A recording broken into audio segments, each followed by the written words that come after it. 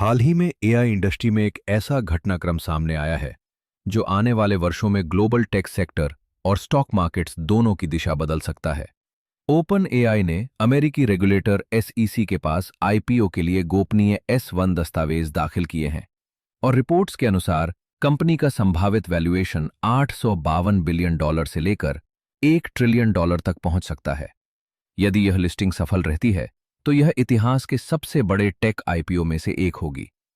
इस घटनाक्रम का महत्व केवल ओपन एआई तक सीमित नहीं है, क्योंकि एआई अब एक प्रयोगात्मक तकनीक नहीं बल्कि वैश्विक अर्थव्यवस्था की नई आधारशिला बनती दिखाई दे रही है।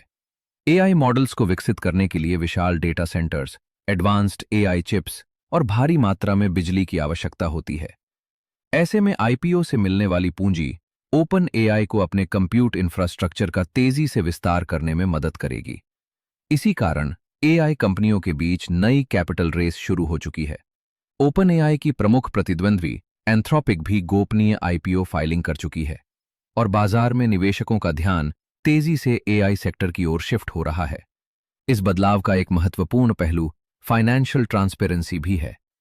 अब तक निजी कंपनियों के वास्तविक रेवेन्यू, लॉसेज और रिस्क फैक्टर्स सार्वजनिक नहीं होते थे, लेकिन लिस्टिंग के बाद इन्हें अपनी वित्तीय स्थिति निवेशकों के सामने विस्तार से रखनी होगी। रिपोर्ट्स के अनुसार ओपन एआई का एनुअलाइज्ड रेवेन्यू लगभग $20 बिलियन तक पहुंच चुका है, जबकि एआई इंफ्रास्ट्रक्चर पर भारी खर्च के कारण कंपनी को बड़े घाटे का सामना भी करना पड़ सकता है।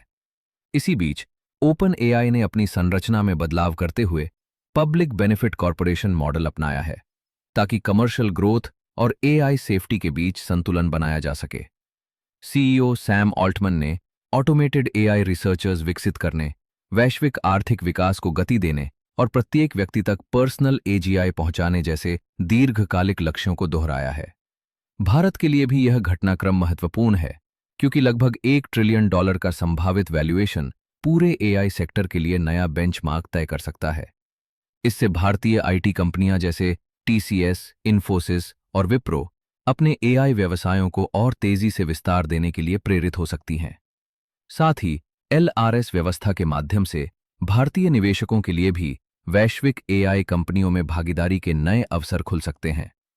कुल मिलाकर यह संकेत है कि एआई अब केवल तकनीकी नवाचार नहीं, बल्कि वैश्विक पूंजी, उद्योग और आर्थिक शक्ति का नया केंद्र बन चुका है।